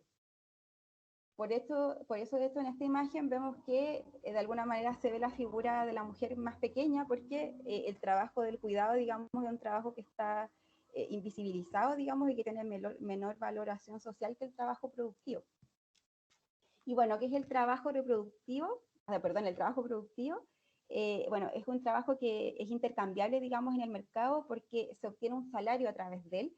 Esto ocurre en el espacio público, es un trabajo remunerado, está más bien asociado al poder y la responsabilidad, también a la autoridad y la dominación. Acá, pero también está asociado, y eso no se habla tanto, a los trabajos de fuerza y de mayor desgaste físico. En general, como que hay un imaginario de que los hombres fueran como superhombres, entonces como que pueden hacer trabajo de mucha fuerza, como que el cuidado y la salud no es algo que esté tan asociado, digamos, a la figura masculina. Y el trabajo reproductivo, que es necesario para la supervivencia individual y social. Son las tareas domésticas de preparación de alimentos, higiene, cuidado, limpieza del hogar. Esto está relegado al espacio doméstico y privado, que ya lo vimos. Es un trabajo no remunerado, a pesar de que puede ser un trabajo remunerado también, y es de servicio de cuidado a las personas, y es un trabajo que se entiende más bien de subordinación. Esto ha traído como consecuencia en el presente, de hecho, esta encuesta que vemos acá, o sea, estos resultados son de una encuesta que es la encuesta del uso nacional del tiempo, que es del 2015, ahora está en desarrollo la próxima encuesta del uso nacional del tiempo, y aquí vemos que en nuestras vidas, así como en el presente, bueno, el presente en este caso 2015, vemos que acá en Chile hay una diferencia, por ejemplo, en el trabajo remunerado de 1,1 horas en el caso de los hombres. Esto quiere decir que los hombres trabajan remuneradamente 1 hora más que las mujeres en promedio. Estos todos son cálculos en promedio. Y por otro lado, que en términos de trabajo no remunerado, que vemos que este trabajo doméstico, las mujeres trabajan 3,27 horas más. O sea, mientras los hombres trabajan 2,8 horas, como en promedio, las mujeres 6,07 horas. Y esto tiene como resultado final que la carga global de trabajo, que es la suma, el promedio y la suma de esto de trabajo remunerado y no remunerado, que las mujeres trabajan 1,9 horas más en general que los hombres. Entonces vemos que esto tiene, digamos, consecuencias todavía que afectan, a pesar de que hablamos de una estructura que tiene una larga data de 200 años, pero sigue teniendo eco, digamos, en nuestro presente.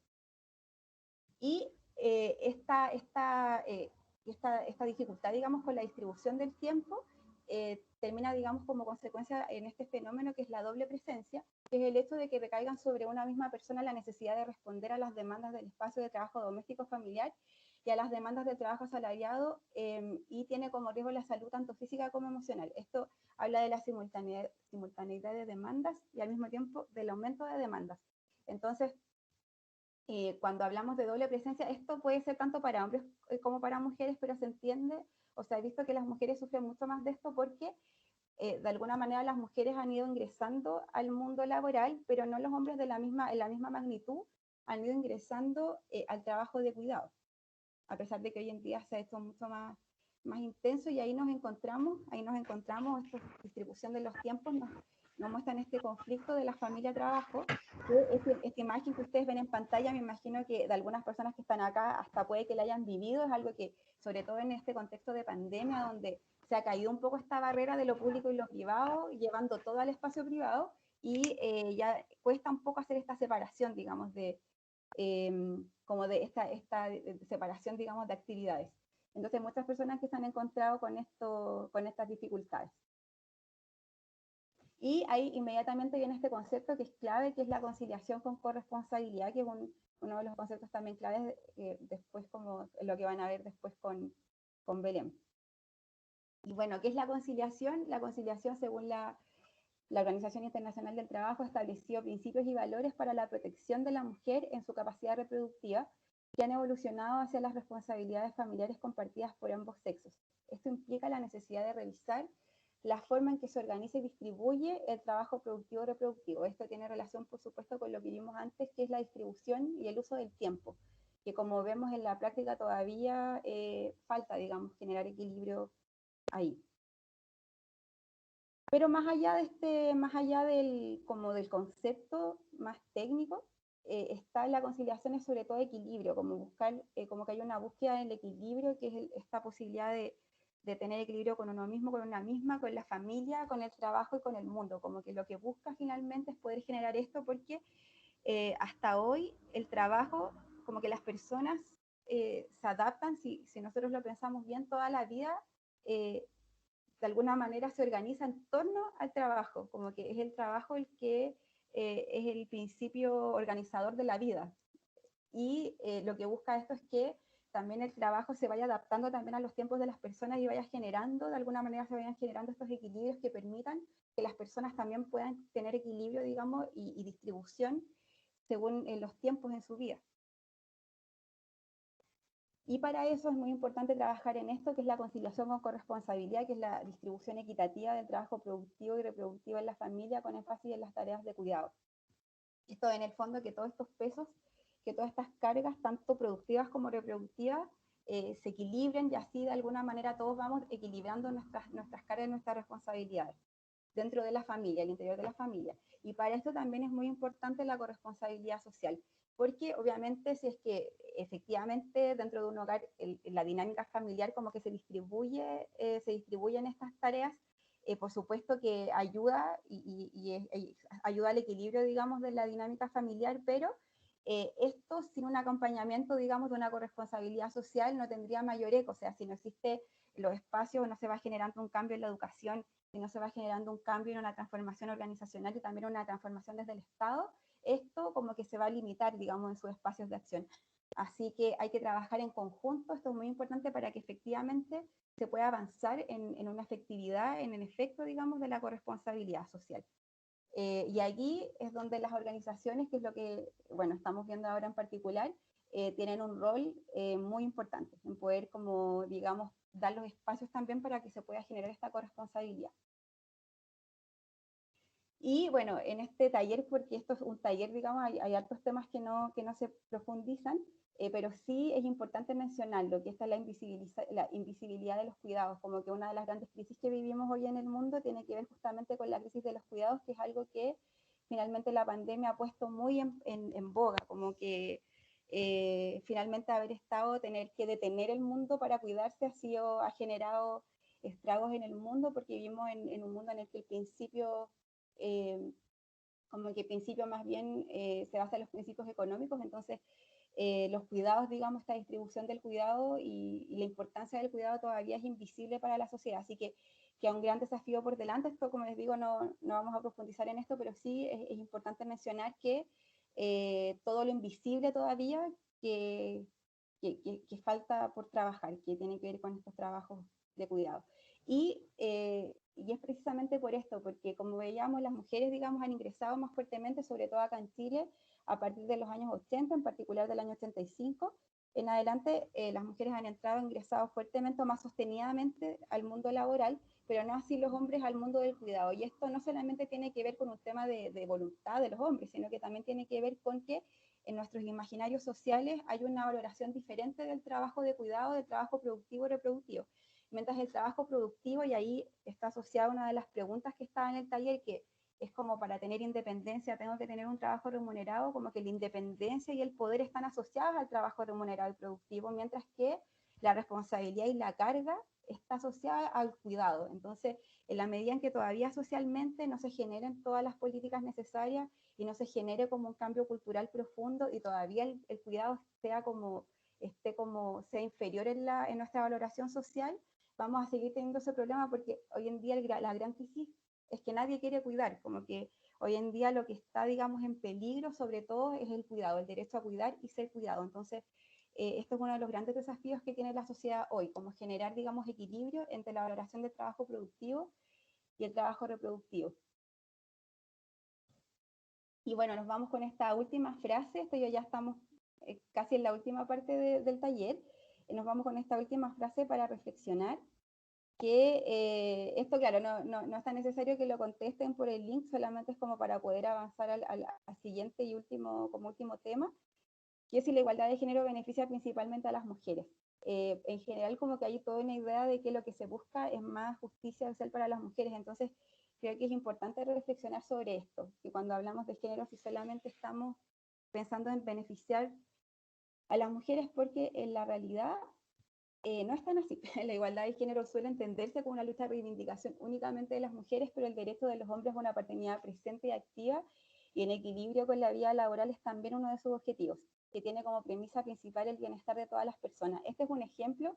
Hoy día, claro, no vamos a ver temas de masculinidades, pero sí, bueno, aquí puse activa e igualitaria porque están naciendo cada vez distintos términos en torno a este rol social de la paternidad, pero es importante también que, como tener siempre presente que cuando se habla de género estamos hablando de un enfoque que lo que busca es el equilibrio para todas las personas, y eso también, por supuesto, incluye el bienestar de los hombres y también su derecho a cuidar, eso también es muy importante, así que es como importante, como les digo, tener en cuenta siempre que cuando hablamos de esto lo que se busca principalmente es un equilibrio social.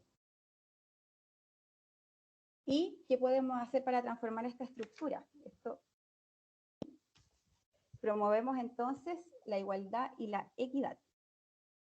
Y hay siempre una confusión con el tema de la igualdad y la equidad. ¿Cómo significan lo mismo?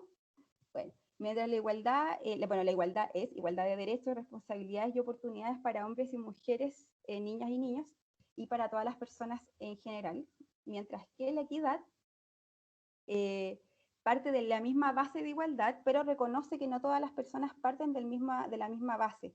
Esto implica desarrollar medidas que compensen las desventajas históricas y sociales del grupo, digamos, del grupo que esté en desventaja. Uno de los ejemplos que se pueden ver acá está, por ejemplo, el sistema de cuotas, que es algo que genera mucho para tener paridad, por ejemplo, en espacios políticos. Entonces vemos que estos conceptos, más que distintos, son conceptos complementarios, porque para poder cumplir, digamos, con los objetivos de igualdad, primero hay que trabajar en acciones de equidad, y eso es muy importante. Bueno, van a ver más adelante la norma de género con la norma 3262 con Belén, y precisamente, por decirlo de una manera muy global, la norma 3262 es una gran acción de equidad para lograr objetivos de igualdad. El objetivo es el indicador, o sea, la igualdad es el indicador, por decirlo de alguna manera, y para lograr ese indicador hay que generar estas acciones de igualdad. Entonces, el primer paso para lograr los objetivos de igualdad es realizar acciones de equidad. Sin acciones equitativas no se logran los objetivos de igualdad.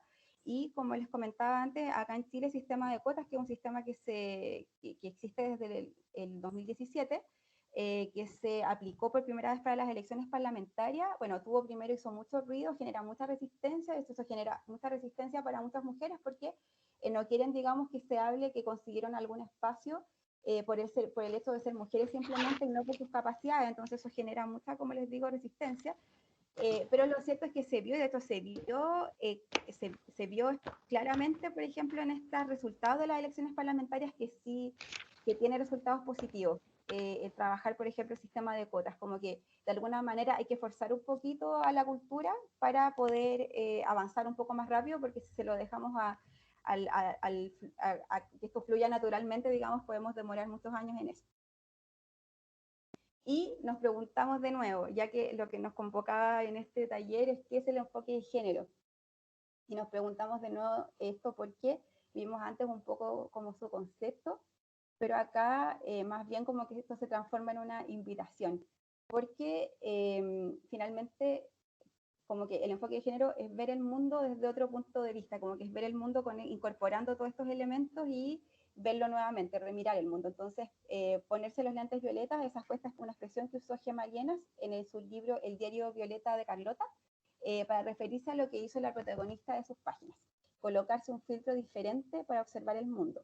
Animada por su abuela, Carlota se coloca estos lentes y descubre que las realidades cotidianas que le parecían incuestionables ahora le resultan injustas. Entonces, a través de esto, como que nosotros podemos visibilizar. Ese es el objetivo de esto, es poder visibilizar realidades que teníamos como sale tal cual que nosotros quizá tenemos normalizadas, darnos cuenta que no son tan normales y que tenemos que trabajar para lograr una sociedad, digamos, de bienestar y de equilibrio para todas las personas. Por eso la gran invitación es esta, es como, ¿y tú? ¿Qué harías tú? ¿Tú aceptarías el desafío de ponerte, digamos, estos lentes de género, estos lentes violeta, que finalmente es como ver el mundo nuevamente a través de estos lentes. Y esta pregunta es muy importante, sobre todo en el marco de lo que viene después, que es la exposición de Belén, porque ¿qué es la norma chilena 362-2012? Es sobre todo, de manera muy global, por supuesto, una transformación cultural con enfoque.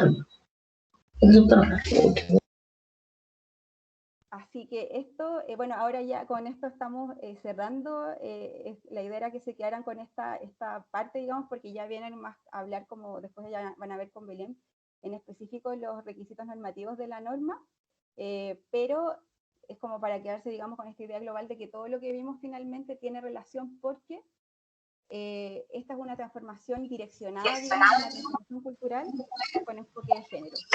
Y bueno, les agradezco mucho por su atención, les pido disculpas por esto de hablar rápido, también al principio por supuesto estaba un poco nerviosa, así que espero que algo de lo que hayamos visto hoy día les haya servido. La presentación va a quedar a disposición de ustedes, así que bueno, como les digo, ojalá que les haya servido, que puedan incorporar algunos elementos. Por supuesto, la idea de esto no es que se lo aprendan de memoria, sino que sea más bien como una invitación a reflexionar, y a reflexionar, digamos, con qué ojos estamos viendo el mundo. Y si es que tienen alguna consulta y no la alcanzamos a contestar, me la pueden preguntar aquí, que es mi correo. Así que con esto doy por terminado este taller. No sé si hay algún comentario o pregunta, o cómo se avanza, José Antonio. Muchas gracias, Natalie. Agradecemos, ¿cómo se llama?, esta exposición súper completa en lo que es teoría de género y todo lo que es la base de la norma chilena 3262. Dejemos un par de minutos a ver si quieren hacer alguna consulta. Por aquí vi un desafío. Dice, ¿cómo hacemos para que los hombres se pongan los lentes violetas? Deben renunciar a sus privilegios. José Antonio. ¿Sí? Sí, no, yo bueno, de verdad que quiero agradecer la presentación de Natalie por la información, los contenidos, ¿cierto?, respecto del enfoque de género, los conceptos de igualdad, esta historia también que hace ver los distintos tipos de feminismo. La verdad es que maravillosa presentación. ¿Y les parece si prendemos las cámaras? Si alguien quiere hacer alguna pregunta, alguna reflexión, porque luego de esto vamos a hacer una breve pausa para iniciar el segundo taller. Sí, porque se puede preparar un café, hacer todas las cosas que tienen que hacer. Mira, ahí están apareciendo todos. Seremi, ¿cómo está? Bienvenida. La veo por acá. La vi, se me fue la Seremi. Por ahí está. Hola, sí estoy. Saludamos a nuestra Seremi Marisa Barro Queirolo. Muchísimas gracias, Seremi, nuevamente por acompañarnos. Así que le damos el pase para que pueda saludarnos también. Muchas gracias, Nayaret. Bueno, saludarlas a todas y todos, felicitar la exposición, la verdad es que sumamente clara. Yo creo que una super buena herramienta tenía ahí a tu pololo que te puede ayudar mucho. No es que tú vayas a trabajar eternamente independiente, tú estás abriéndote una nueva opción de trabajo. Y si no hay que apagar los micrófonos. Por favor, permitirte confianza. Estoy silenciando, pero no puedo. Ahí silencié. Teníamos a una colega ahí haciendo contención, al parecer. Sí, bueno, estaba felicitando a la expositora, porque la verdad es que fue sumamente clara e ilustrativa toda la exposición, el cómo recorrió desde la historia, cómo hemos evolucionado, ¿cierto? Y de alguna manera, cuando uno conoce la historia, va entendiendo por qué hoy estamos viviendo lo que estamos viviendo. Yo la verdad es que, converso mucho con mi hija adolescente, y ella se desespera porque no ve los cambios que querría, probablemente igual que nosotros, pero si nosotros miramos 2 años atrás, incluso cuando yo asumí como Seremi, yo noto los cambios profundos que han ocurrido, y muchas veces son apoyados considerablemente por estos movimientos feministas. O sea, las marchas que son parte de una democracia, ¿cierto? Las mujeres que han salido a pedir y a reivindicar sus derechos a las calles, yo creo que de verdad que han generado un tremendo cambio, junto por supuesto a todo lo que estamos haciendo desde el Ministerio y el Gobierno, impulsando leyes, proyectos de ley, pero la verdad es que los movimientos han surtido efecto y bueno, esperamos seguir contando con estos movimientos, yo creo que son necesarios. El problema es que cuando se producen los desórdenes se empaña el verdadero sentido de estas movilizaciones, así es que creo que la presentación habla por sí sola. Nosotros, insisto, seguimos trabajando para lograr la equidad y la igualdad de oportunidades, por supuesto, para mujeres y hombres. Y en esto tenemos que trabajar todos juntos, tomados de la mano, ¿cierto? Empujando el mismo carro. Para ello necesitamos a la empresa privada, necesitamos al mundo civil, a ustedes, a la sociedad civil, y necesitamos también a la academia. Así es que sigamos trabajando juntos para lograr el objetivo común. Alianzas estratégicas, como digo siempre yo, como dice el Objetivo de Desarrollo Sostenible número 17. Así que, bueno, sigamos con esta provechosa jornada. Muchas gracias, Nayaret. Gracias, Seremi. No sé si alguien más quiere opinar, comentar respecto de la presentación de Natalie.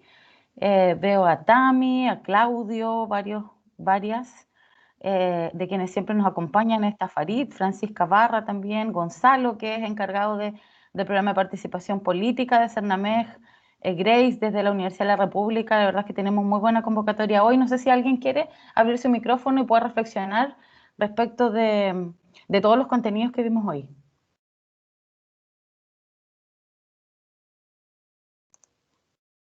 Está muy silencioso. Esto es raro en Bio Bio, ¿eh? Están muy tímidos hoy. Y tímidas.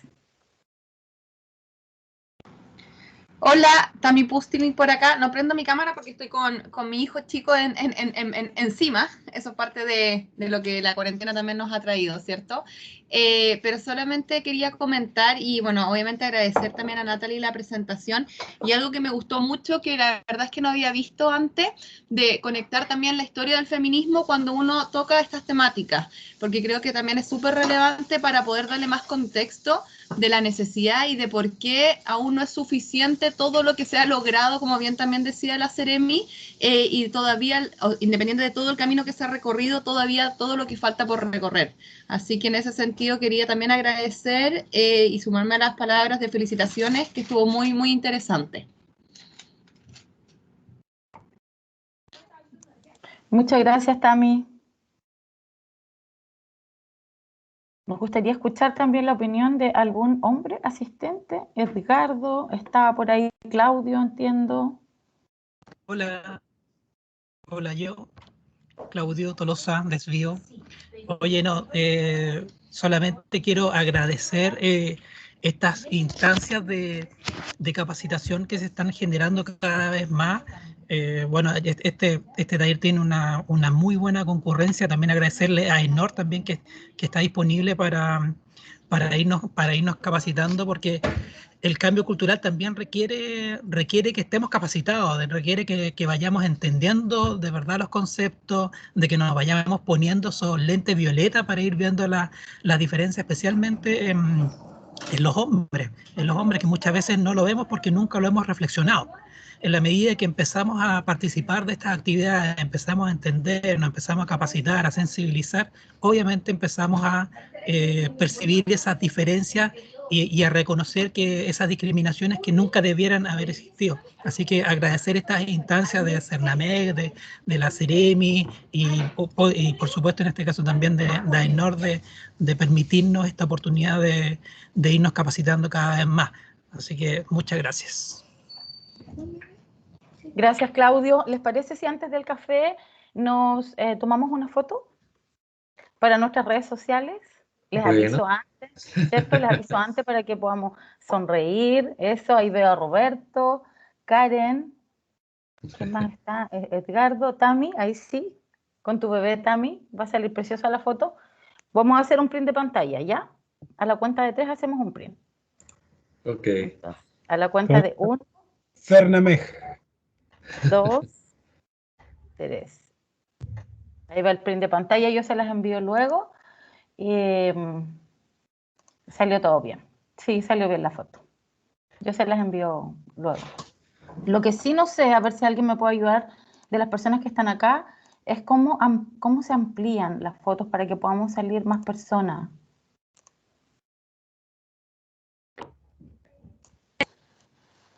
No, creo que no se puede, Nayarit. No se Me da puede. la impresión que son máximo 9 pantallas que pueden aparecer como en grande y las otras aparecerían abajo en chiquitito. Ya, voy a tomar una última foto y nos vamos al cafecito, ¿les parece? Porque no saliste, María Angélica, en la foto anterior. Ahí sí. A la cuenta de 1, 2, sonrían. Va la foto. Ya, ahí sí. Tomamos una pausa entonces y volvemos en cuánto, José Antonio. Volvemos en unos 10 minutos para que se puedan preparar un cafecito, estirar las piernas y luego seguimos con el segundo taller de Belén Jara sobre los requisitos normativos de la norma chilena 3262. Nos vemos en 10 minutos. Perfecto, nos vemos en 10 minutos.